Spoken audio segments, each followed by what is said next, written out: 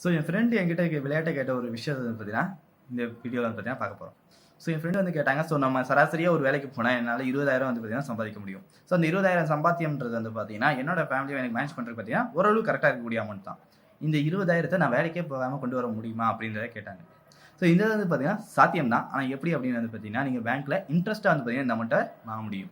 So நீங்க connect பண்ணி பாருங்க. கிட்டத்தட்ட 20,000 அப்படின்னா வருஷத்துக்கு ரூ. 2,40,000 வந்து பார்த்தீங்கன்னா, அவங்களோட ஆண்டு வருமானமா வந்து பார்த்தீங்கன்னா இருக்கு. இந்த 2,40,000 ஆண்டு வருமானத்த நீங்க வந்து பார்த்தீங்கன்னா, பேங்க்லேருந்து இன்ட்ரெஸ்ட்டா வாங்கணும் அப்படின்னா, ஸோ இதோட 25 மடங்கு.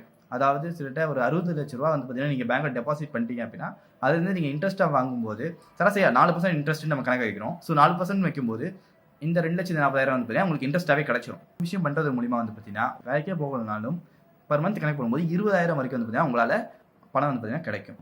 ஆனா, இது உண்மைக்கு ஒரு பெட்டர் ஐடியாவா? நோ. அது ஏன்னு உங்களுக்கு தெரிஞ்சா கீழ கமெண்ட் பண்ணுங்க.